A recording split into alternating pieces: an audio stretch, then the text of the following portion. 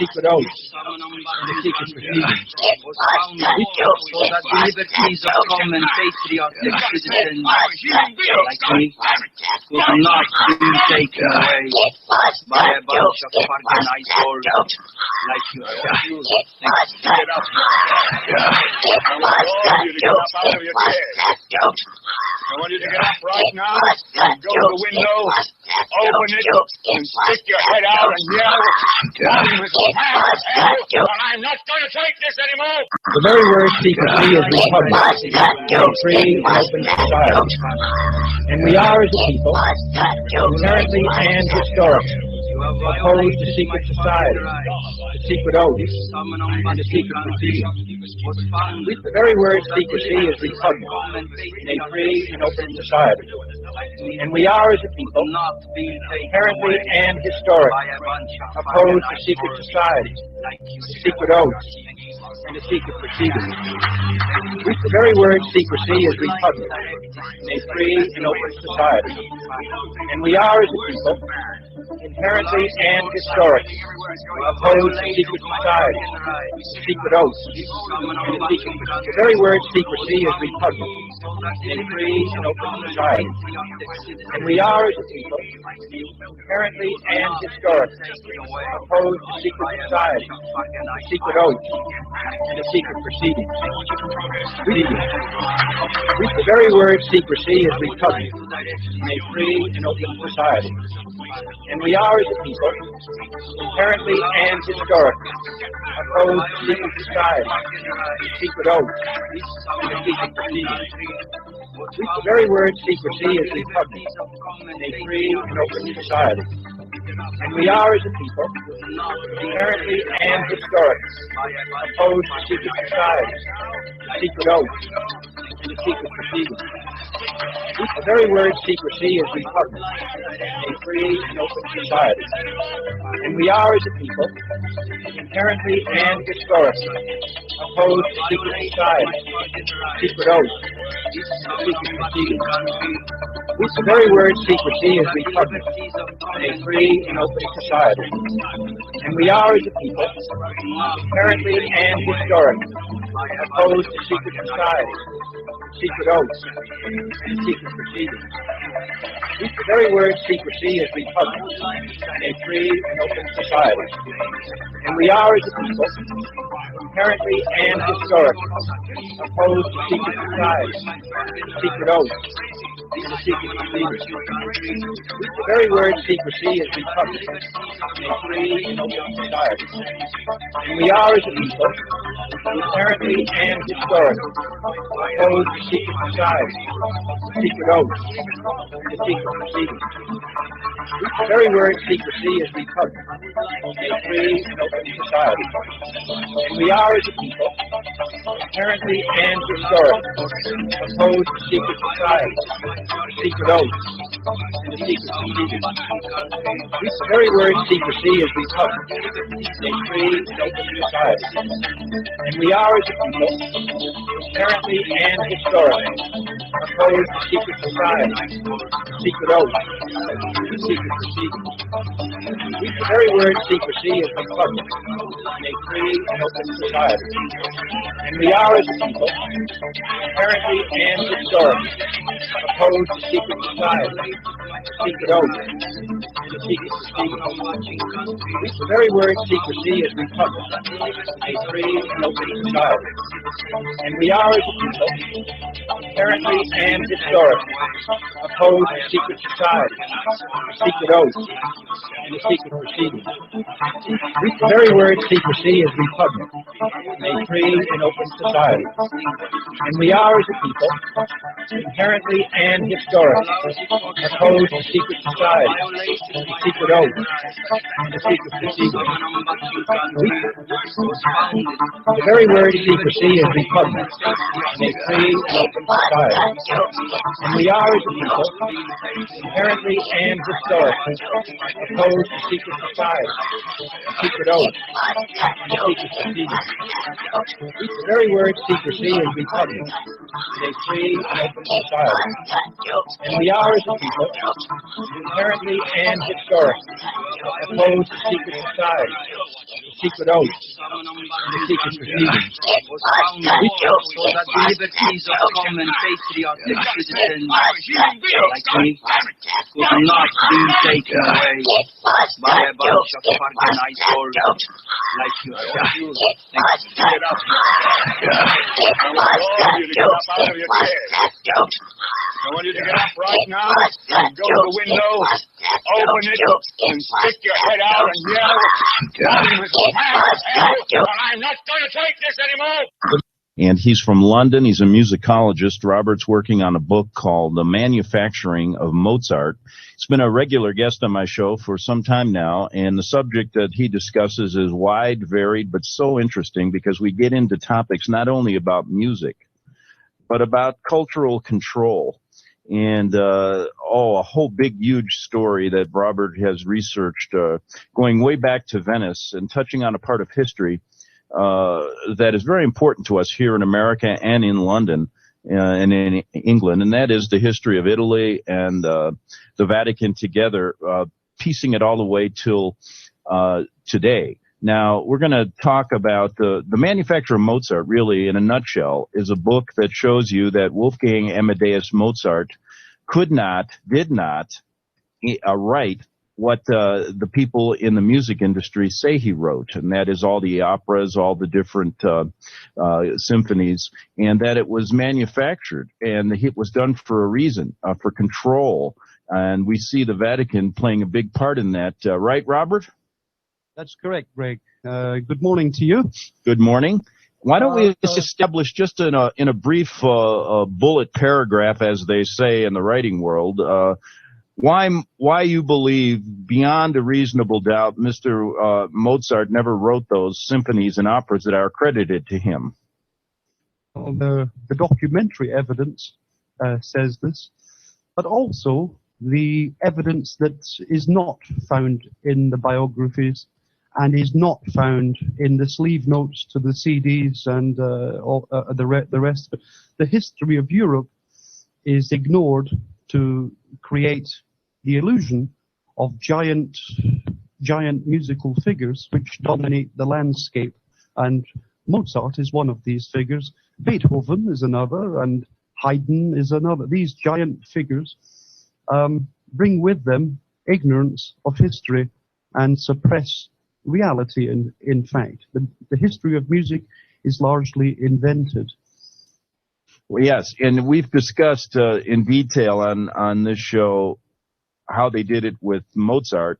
Yep. Let's talk a little bit about Beethoven's career because, frankly, there's an interesting story that's never been told, and you're working on that. Why don't we talk about Beethoven? Okay. Just before I do that, Greg, if I may, just Sure. a brief anecdote. If you have a pen with you, Mm-hmm.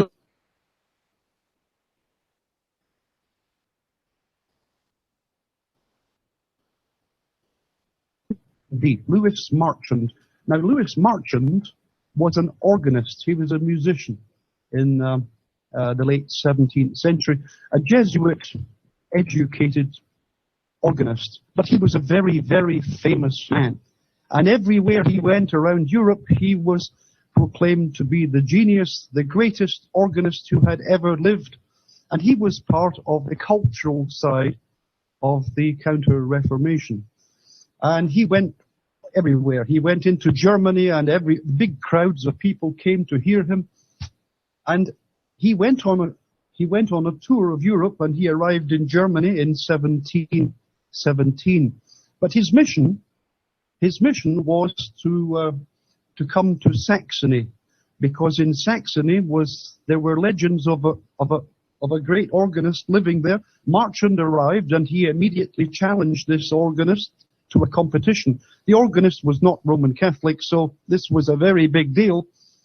Unfortunately, Louis Marchand didn't realize that the local organist was a man by the name of Johann Sebastian Bach.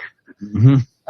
And Johann Sebastian Bach, when he got this invitation, he said, fine, okay, let's have a competition if you really want to have one. And the evening before the competition, Bach started to practice in the local church. And Marchand, who was there listening, he didn't announce himself. He was so astonished by what he heard that he left the town. He left the town immediately and went back to Paris, where Marchand, who was the organist for the Jesuits in Paris, was never heard of again. This is an interesting little story, but this is the importance of culture.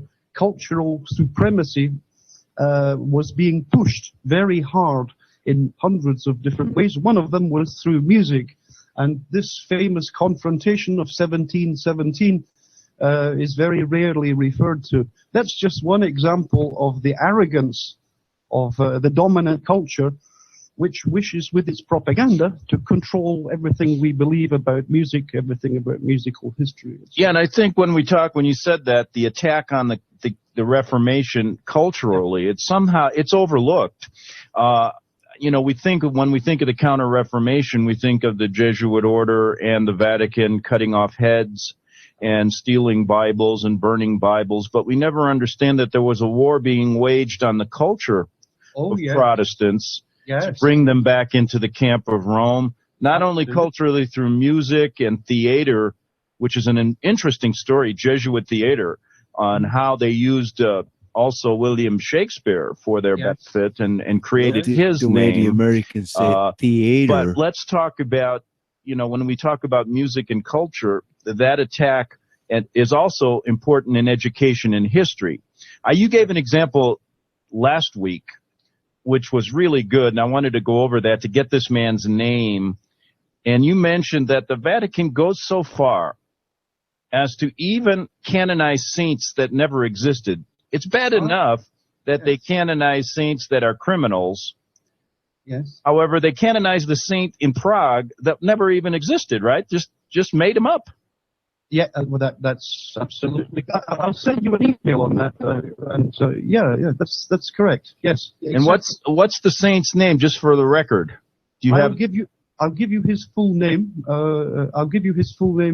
He's used by the occultists and is the patron saint of Prague. Yeah. Send me that in an email if it's not right in front of you. But I find it quite interesting because the story can be verified, and it's been researched in Prague by many researchers that say this guy never existed. Yes, exactly. Anyway, okay, Beethoven. If we now Beethoven is rather like Mount Everest, and nobody could ever challenge the supremacy of Beethoven. But they say the same thing about Mozart, and they say the same thing about Haydn. Vienna, the city of music, is built upon these giants of our Western musical culture. But if you look more closely into the history of Beethoven, you start to find some very, very interesting things. First of all, when the Jesuit order were created, it was really an alliance between the occultists of Venice and the Roman Catholic Church. But it was a new strategy. It was a secularization of their strategy. Their theology wasn't working very well on the continent, as you know, and so they secularized everything. Let's forget about talking about the Bible, or let's just have a secular society, and we will control that also. And so this secularization became known as the Enlightenment. And this Enlightenment required all kinds of input. It needed writers, it needed composers, all of them controlled by the same elites. Jesuits were very successful in transplanting this new secularization. Was transplanted first into England through the fraternities, through the Rosicrucians, and later through the Freemasons, of course. So that England, or the government of England, and the elites of England were all served by the empire, the British Empire, which was constructed largely with the help of Venice, which was itself an empire. So the Empire of Venice, the occultist empire of Venice, transplanted itself into England and, of course, into to Holland also. The Dutch East India Company, the British East India Company, the mercantile slave trading nation, empire of Britain, supported by the same ruling elite families which went back to 1066. So the city of London itself became an elite centre for the British Empire. And as time passed, as the centuries passed, the Empire of Britain grew and grew and grew to tremendous size, and this wealth pouring into London, part of this wealth was used with this secret alliance with Rome. It was an alliance with Rome, because the Jesuits, now controlling the secular side, were successful in England. So only the elites of England knew about this. It power, of course.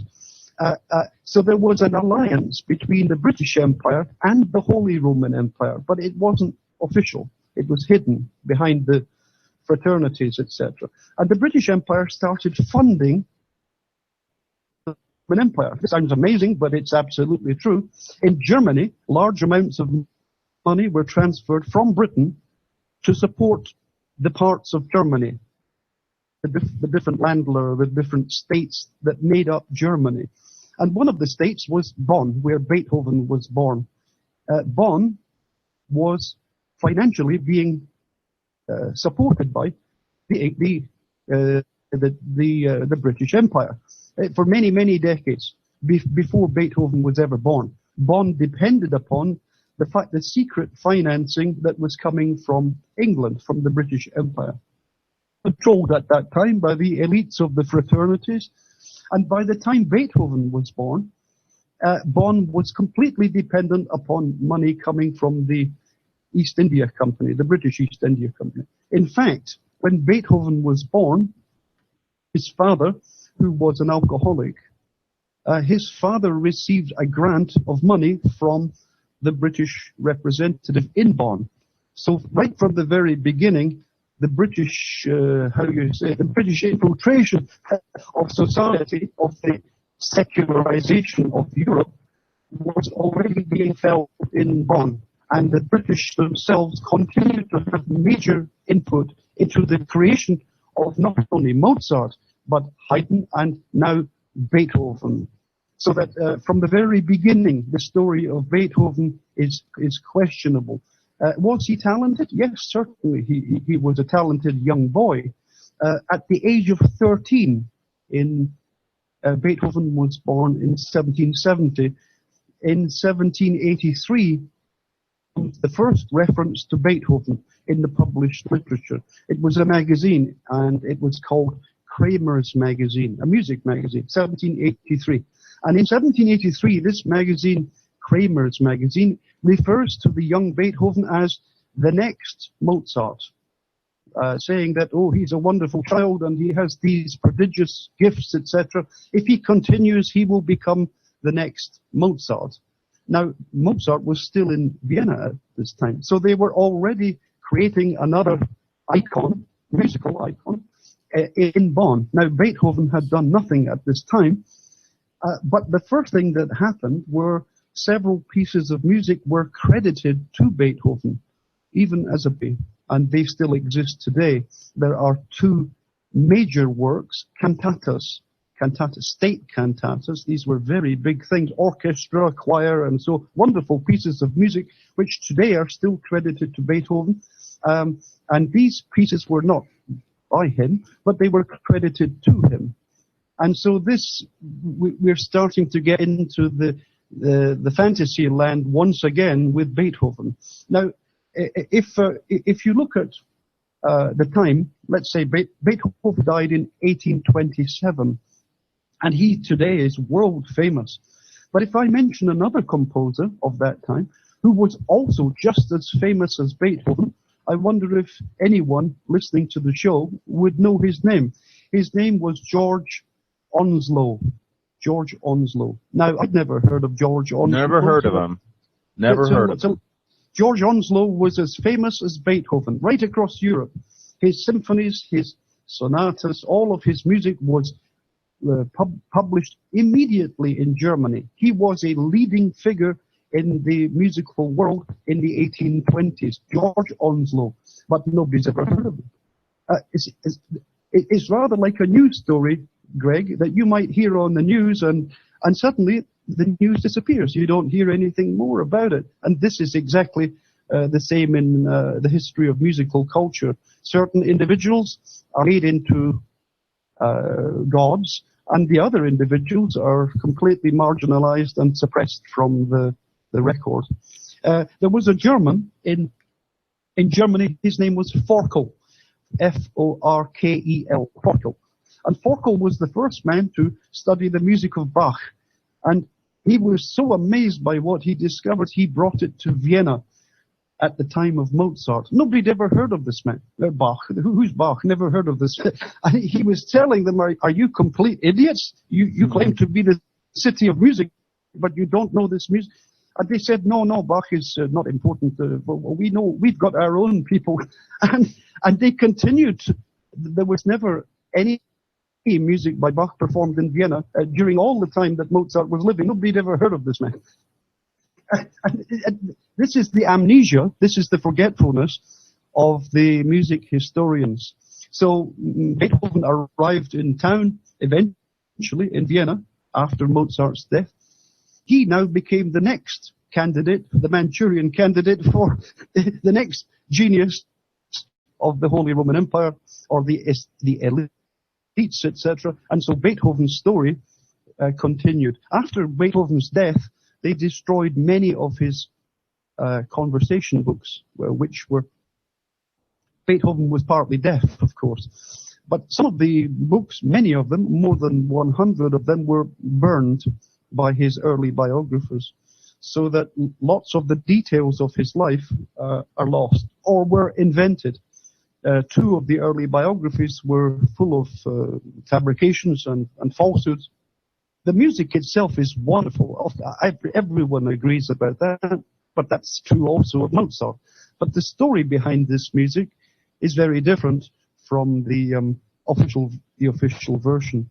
So once again, you have these Easter Island icons, and very few people question the truth behind it. Also, Joseph Haydn. Haydn is a famous composer. He came to England also, but he was supplied by the music of other people. Once again, Joseph Haydn, when he visited London, he came here twice. Both times he was already suffering from dementia, and he could hardly hold a pen in his hand. But he was credited with writing these marvelous symphonies.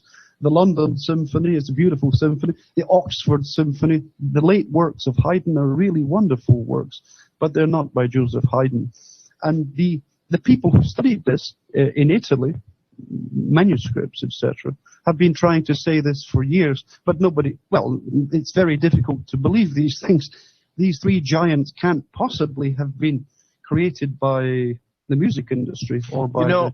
When we talked about Mozart, you were able to provide, through your research, a lot of particulars regarding how people can prove that Mozart didn't write these.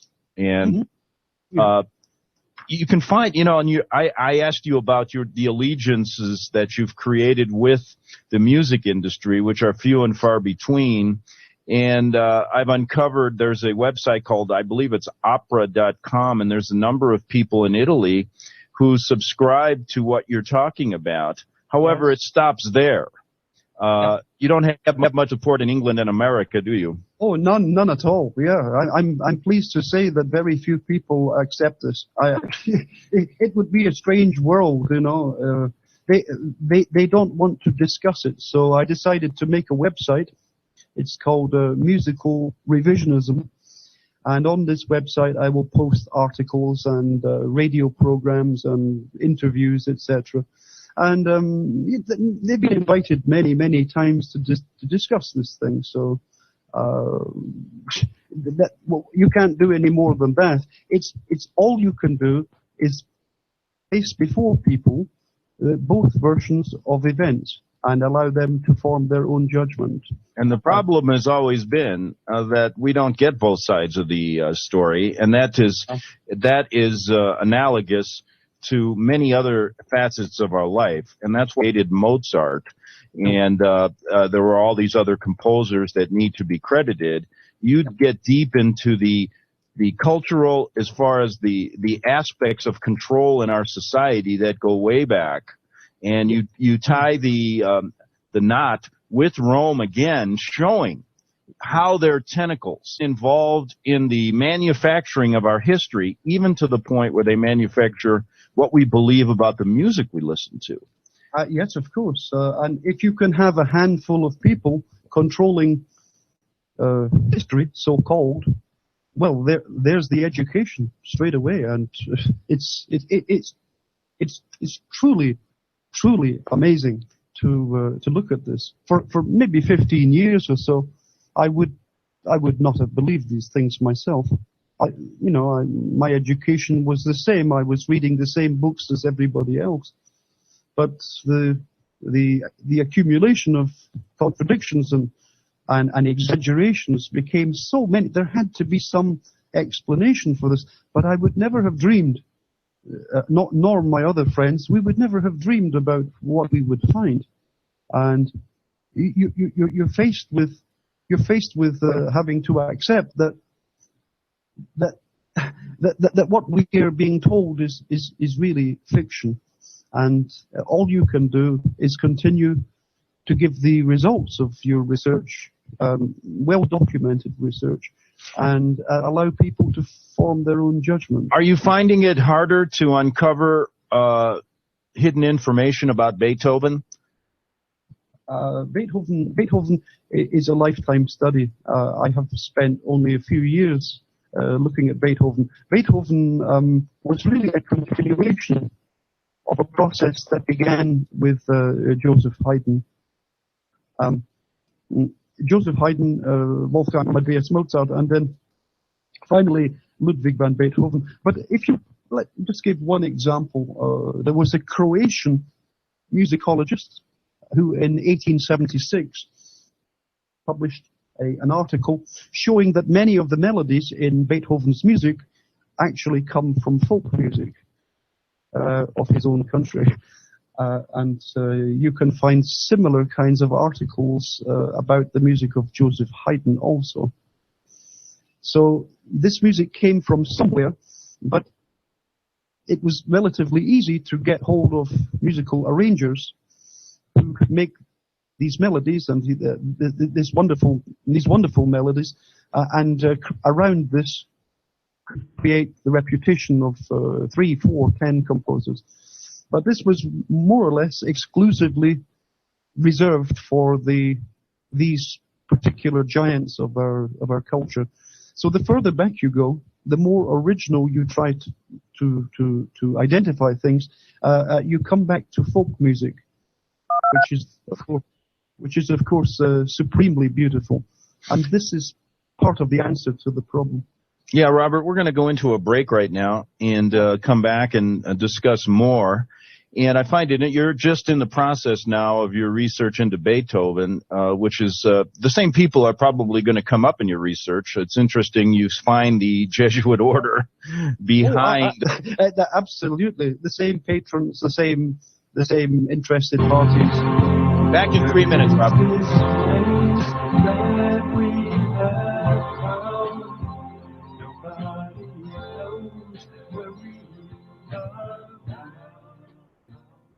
All right, my guest is Robert Newman, a musicologist writing a book, and that's going to be out shortly. I can't wait because it's going to be a real fact-filled book regarding the manufacturing of Mozart. On my show, I've presented stories from other researchers who have shown so much evidence that Shakespeare was also manufactured for a very good reason, a globalism, even back then. And one of the interesting things about this story is that when you listen, Robert, to that little advertisement that we have on this radio station regarding impending World War III and how it will hit the American shores this time, I remember back in I think it was 86, I was sitting in a little cafe in Rome where I used to live, and we were talking about World War II in Europe. And the gentleman was a bit older than me, and I'll never forget. And we were talking in Italian, and we started talking about how it was to live in World War II, because I was a young, I wasn't even born then. And he says, "Oh, you're from America. Don't worry, it'll be coming to your country soon." And this common man on the street understood what many people in America with all their degrees and education still don't understand. And what I'm saying is it's not going to be pretty, because the way this globalist organization works is a part of what your research is all about. It doesn't stop with music. And what I'm saying right now is that globalism through the British Empire, through the American Empire, Holy Roman Empire, is going to wreak havoc on this world in the upcoming years. And we better be prepared for it. I think people find out about this story through many doors. God opens up many doors. Some people find out about it through their love for music. Some people find out about it through their love for their faith. Some people find out about it through their love for their country. And all roads, when that door opens up and you go in, all the people that find out the truth that's been kept to us meet in this kind of room together, sharing what has been going on before us for centuries, with the people that have died for this cause. Many, many good people. I just grieve sometimes when I read the story of William Tyndall from London, and how nobody in America even remembers or knows who he is. You go to where he was born in England, and most people in the town don't even know who he is. Oh, but yes. It's incredible how your story of studying Mozart leads to the same globalist regime, the same satanic Luciferian people that exist today. And I just wanted you to talk about that, because it opened up a whole world for you, didn't it? I remember one American speaker talking about the law, and he said something really wonderful. This was, for me, a decisive moment. He said, if you change the legal system of a nation, you change the religion of that nation. And I didn't understand that at the time, but I now understand it. That what the elites are trying to do is to substitute the original for their own counterfeit version of the original. So they instead of you having rights, they will invent rights for you, which you will gratefully accept and which they can withdraw at a moment's notice. That is. I wasn't aware of any of this. I thought the legal system of England or Britain was the law of this land. I used to think that, but I made a mistake. I had some education. I realized then that the legal industry of Britain is actually a hybrid system called the common law, the English common law. Now that sounds like the common law, but it's actually not. It's a corporate legal system operating by its oath-taking members, and we call it the legal system. But it has no relationship at all to the law of England, which is the common law. The common law, and they planted into the USA by the empire, and which still operates at state level in your statutes. It all goes back to the English common law. And this export of a legal system through the British Empire, through the British Commonwealth, through the British colonies, etc., and the UCC, the Universal Commercial Code, etc.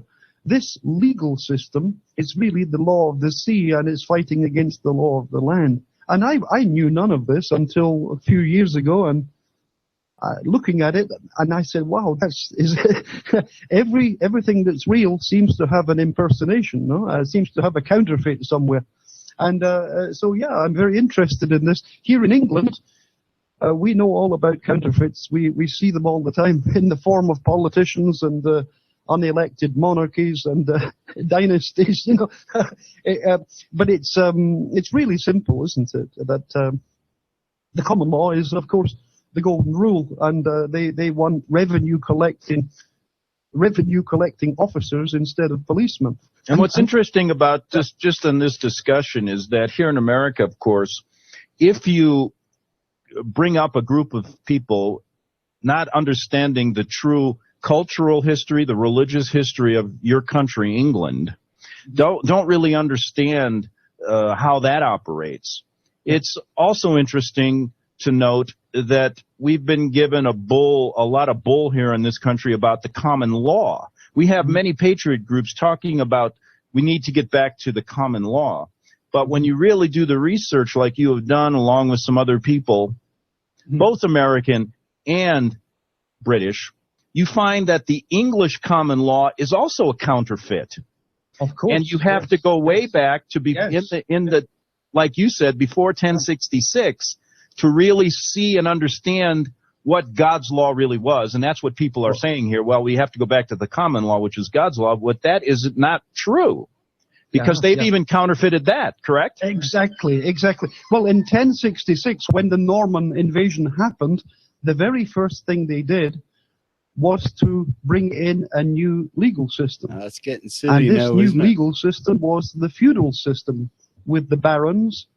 Half of England was divided between the church, and the other half was given to the barons of the invading Norman rulers. So they changed the legal system, and over the next 500 years, they came up with the English common law. And the English common law it was a pyramid, of course. The top of the pyramid was the unelected dynasty. And this system of the English common law was spread with the British Empire right to India and so forth. At one time in India, you had one company, one corporation, controlling the whole of India, the East India Company, complete with their own army, with their own corporate... this is amazing. Now, the British Empire and its legal system gradually emerges into the global system of commerce that we have now, the UCC. I'm sure you know that, Greg. It's right. This UCC is very little different from English common law. They're, all these lawyers and these legal experts are working behind the scenes to continually change the legal system, so that eventually it becomes a global legal system. Although it's still called the English common law, it's a revenue collecting system. And the same thing is, and in America we have the same system. The common law here, it comes from the English common law, which is a counterfeit of God's law.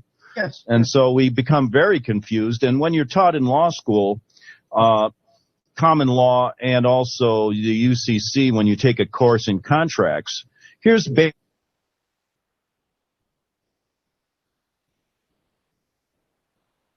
certain statutes in the UCC codes are used to supplant the common law. So if you understand and you study the UCC, which you do in law school, you begin to take those segments of the UCC that override the common law, but you're still using the common law. However, you're never told that the common law is also a counterfeit of what really the English law was meant to be before 1066, correct? Yeah, this is completely correct. So as a law student, you're caught in this maze of information. Well, I'll tell you, I have never still gotten out of it. I'm still trying to figure it out. Well, I was in a conversation with a solicitor here in London a few months ago, and I said, "You know the law of England, do you?" He said, "Yes, of course. I studied it for many years." And I said to him, "Oh, okay. You have I read the same books as you." I said, "What was the law in England before 1066? And he said, "Well, we don't talk about that." I said, what, time started in 1066? He said, well, the Norman invasion. I said, but what legal system existed in England before 1066, before the feudal system? And he said, well, I don't know. And I said, was it called the common law? He said, well, yes, it was. The Anglo-Saxons were living here, and the Anglo-Saxon common law. And I said, was there any difference between the Anglo-Saxon common law and the English common law? And he said, well, I don't know. I've never read about it. I said, so time starts in 1066. He said, yes, as far as I, as a solicitor, am concerned, that's true. Nothing else existed, yeah. So I said, okay, when the members of Parliament in Westminster are elected by the people, they come to the House of Parliament, and the first thing they do is to swear an oath to the unelected dynasty of the House of Windsor. Is that correct? And he said, yes. I said, but do they promise to serve the people or the country? Or he said, no. I said, well, so really we're talking about an oligarchy, and we're talking about the feudal system and an oligarchy, which is a society really sworn by oath, and it's got no more relationship to democracy than my next door neighbor's cat, or And let's just go one step farther. That same system exists here in America. Yeah, sure. And the oaths that our judges take don't pledge allegiance to the people, but to the corporation. Exactly. Yeah, exactly. And if you look at it more closely, all of the political parties in Britain are registered businesses. They all, all of the courts in England, even the courts themselves, are registered businesses. They have shareholders, they have boards of directors, they have profit and loss accounts. And you go into a court in England and you think, yes, they're going to hear this case according to the laws of England. No. It's only an illusion. These are corporate employees. And if you mention the common law, they will immediately close the case. But many people, yeah, and that's an area that a lot of people in America are working on, and an area that people, friends close to me, are constantly sending me information, and I'm trying to absorb it, and it's not easy. Let me tell you, it's not easy because even when you're in, I'll tell you, when you're in law school for 4 years, you never open up this door. The legal education is a closed business. Yes. It's a corporate structure, and they're training people to go out and serve that corporation. And as a law student, and I'll be the first to say it, I spent hours and hours, Robert, part of my whole life for 4 years. I don't think I did anything else but sit behind books reading this stuff. Yes. And at times after I felt betrayed, but in a sense, I've been betrayed, like many people in our country, we've been betrayed in so many areas. Our religion. We've been betrayed by our politicians. We've been betrayed by our history professors. Yes. We've been betrayed by even our English professors in literature who attribute everything to William Shakespeare and never talk about, well, perhaps the Jesuits and Sir Francis Bacon had a group of people writing this stuff and creating all these legal words for a reason. Shakespeare created more legal words than any legal scholar in the history of the world ever created. Sure. What do you think his reason for being was? He was first manufactured, and then to create in literature the movement of the anti-Reformation, the loss of our rights, our God-given rights, all of it connected. Well, one woman, and I saw her recently, and I do this, I help people who are in this kind of difficulties from time to time. And this person said, but Robert, you have to pay this bill. It's the Act of Parliament. It's the law of this land. You have to pay the bill. And I said, but the Acts of Parliament here in London are statutes. They are not laws. They are subject to the law of England. And he didn't know what to... He said, are you telling me that the laws of Parliament are not the law of this land? I said, no, I'm telling you that these are not laws. They are acts of Parliament. And they are subject to the law of the land. It's called the rule of law.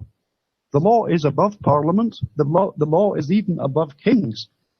And the same thing, Robert, when you're talking here, I just wanted our American listeners to know the same thing exists here. You just transfer Parliament to Congress, and you have the same thing. Exactly. And he said he was amazed by this. He said, but it's an act of Parliament. It's the law of the land. I said, no, it's a statute. He said, well, what's the difference between a statute and the law of the land? I said, well, a statute requires the consent of the governed. And then it receives the force of law. It's not the law, but it receives the force of law with your consent. And if it doesn't have your consent, that you're free to question the law. You must and each of us have the right to consent or not consent. Exactly. Because we don't live in a dictatorship so far, maybe in a couple of years, but at the moment we have the power of consent. And he said, but then that means that you can ignore all the laws of the land. I said, no, I keep coming back to this. The statutes are not the law of the land. All statutes of Parliament are subject to the law of this land. He said, which law? I said, the common law. Which common law? He said. I said, the common law which gave you your rights of freedom of speech, freedom of a jury trial, freedom not to be ruled by a foreign power. I said, have you never read your own rights? Do you not know what your rights are? And he said, well, the Parliament gave you your rights in 1689. I said, no, it didn't. Parliament in 1689 recognized your rights. Signed by the King, signed by the Parliament. But those rights, if you check them, those rights go back 1,500 years. They go back even before 1066. Those rights were recognized for 1,500 years. Or 1,000 years before 1689. He said, are you saying that the Parliament didn't give us our rights? I said, no. You're right. You were born with these rights. And you had them, yes. He said, well, Robert, who gave you your rights? I said, God himself did. So we get to the real point here. God-given rights you were born with. And he said, but politicians give you your rights. I said, really? I said, but politicians don't know anything about the law to start with. He said, but you don't believe in the supremacy of Parliament. I said, no, I believe in the sovereignty of the people. The sovereign, under God, within the law, within the common law. And he said, "What? That is dangerous thinking." I said, "That's dangerous thinking to mention God and sovereignty." You bet. Yeah, well, and I said, "You guys sitting in Parliament with your societies, you think you can make laws but they're only statutes. They're subject to the law." I said, "A knife can be sharpened by a piece of stone, but a stone is not sharpened by a knife. All your statutes are subject to the law of the land, and if they're no good, they have to be destroyed." That's as simple as it gets. And thus, when you go into one of their courts, which is a corporate court, knowing that you have your rights, knowing who you are, where your rights came from, and in fact, in America, let's just take this one step further. We create America as a colony, which never really has changed, although we think it has. It's an illusion here. So we're attached to the hip to you. We can go back to our God-given rights prior to 1066, walk into one of these corporate courts and not consent to their statutes. Exactly. Exactly. This Red Beckman, this American lecturer, he said it perfectly. He said you have two forms of government. Right. In one of them, the people serve the government, and in the other one, the government serves the people. And which one do you want? Absolutely brilliant. It was the common law which gave us jury trials. It was the common law which recognized all of our rights. And it's the English common law which has taken them all away. Yeah, and it's so interesting because when you look at this type of thinking, this opposite's always counterfeiting. Yeah. It goes on in the spiritual world. It goes on in the financial world. Yes. The political world. Exactly. And all it leads to is control, taking away your God-given rights. Yeah. and subjecting you in whatever government they want to call it, whether you have a monarchy there, whether we have what's called a republic here, whether they have what's called in the Middle East, whatever they call it, it's all the same people doing the same thing under different names, much of it counterfeited. That's what Red Beckman said. It doesn't matter what label you put on it, whether it's communism, socialism, republicanism, or what. It doesn't. The end result is the same. That either you have the power of your own consent to the law, under the common law, or you do not. And which of these two are you going to choose? And he said, well, I've been a solicitor for 15 years. I've never heard such strange things. And I said, well, I don't know what you've been reading, but you've been reading your literature from the Law Society of London, haven't you? And he said, yes. I said, well, welcome to the real world. and he said, but if you don't pay these bills, which are being sent by the local authorities to you, you are breaking the law. I said, no, you're not breaking the law. You're exercising your own freedom, your own power of consent. You can negotiate with them if you wish. It boils down that many people in England and America, let's say most of them, really don't know who they are and what their rights really are and where they really come from.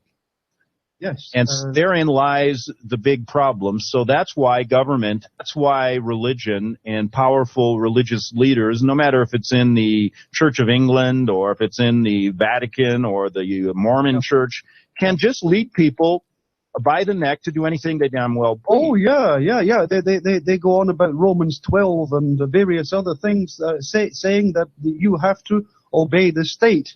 And somebody asked them the question, so you have to render, he said, you have to render unto Caesar the things that belong to Caesar and render unto God the things that belong to God. And I said, which of the things, what does not belong to God? Can you tell me something that doesn't belong to God? And he said, well, you have to render unto Caesar the things. I said, but a man cannot serve both two masters, can he? Very good thinking, Robert. Very good. And he said, but you don't understand. You don't understand the law of the laws. I said, well, I do understand the laws, but you're confusing the statutes of a bunch of politicians with the law of this land or its constitution. Why do you confuse these two different things? So it was a kind of strange conversation, but oh no, here in England, people are waking up very fast to it's not the people of the USA, it's not the people of England, it's the corporate elites who honestly believe that they can continue to impose on the people systems of statute and revenue collection which are actually unlawful. Well, we have, in a sense, a what I call a financial monarchy here in America, because people only look up to people like Bill Gates and all these people who are trillionaires. This is who America really, they bow down to these people like they're kings. Sure. And that's our system, although we call ourselves a republic, it isn't. And yesterday, just recently, Bill Gates, and everybody in the world knows him because well, Bill Gates has trillions of dollars, and he's going to donate now. He's going to become a philanthropist. And his goal now is to vaccinate the whole third world in order to improve their lifestyle. He's going to spend $10 billion. You know what that does, Robert? It's basically signing a death warrant because people. The very word secrecy is repugnant to a free and open society. And we are, as a people, inherently and historically opposed to secret society, to secret oaths, and to secret proceedings. The very word secrecy is repugnant in a free and open society. And we are, as a people, inherently and historically opposed to secret society, to secret oaths, and to secret proceedings. The very word secrecy is repugnant in a free and open society. And we are, as a people, inherently and historically opposed to secret society, secret oaths, and to secret proceedings. The very word secrecy is repugnant in a free and open society. And we are, as a people, inherently and historically opposed to secret society, secret oaths, and a secret proceeding. The very word secrecy is repugnant in a free and open society. And we are, as a people, inherently and historically opposed to secret society, secret oaths, and a secret proceeding. The very word secrecy is repugnant in a free and open society. And we are, as a people, inherently and historically opposed to secret society, secret oaths, and a secret proceeding. The very word secrecy is repugnant in a free and open society. And we are, as a people, inherently and historically opposed to secret society, secret oaths, and a secret proceeding. The very word secrecy is repugnant in a free and open society. And we are, as a people, inherently and historically opposed to secret society, secret oaths, and a secret proceeding. The very word secrecy is repugnant in a free and open society.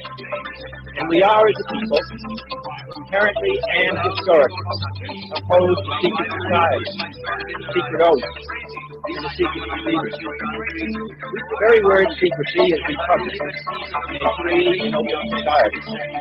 And we are, as a people, inherently and historically opposed to secret society, secret oaths, and a secret proceeding.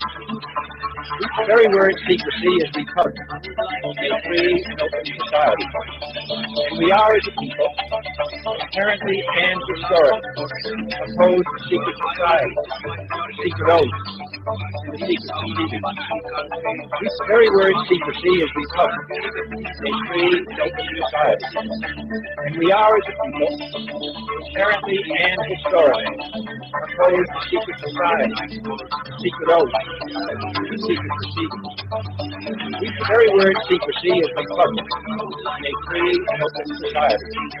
And we are, as a people, inherently and historically opposed to secret society, secret oaths, and a secret proceeding. The very word secrecy is repugnant in a free and open society. And we are, as a people, inherently and historically opposed to secret society, secret oaths, and a secret proceeding. The very word secrecy is repugnant in a free and open society. And we are, as a people, inherently and historically opposed to secret society, secret oaths, and a secret proceeding. The very word secrecy is repugnant in a free and open society. And we are, as a people, inherently and historically opposed to secret society, secret oaths, and a secret proceeding. The very word secrecy is repugnant in a free and open society. And we are, as a people, inherently and historically opposed to secret society, secret oaths, and a secret proceeding. So that the liberties of common patriotic citizens like me would not be taken away by a bunch of fargin like you. I want you to get up out of your chair. I want you to get up right now and go to the window, open it, and stick your head out and yell, "I'm as mad as hell, and I'm not going to take this anymore!"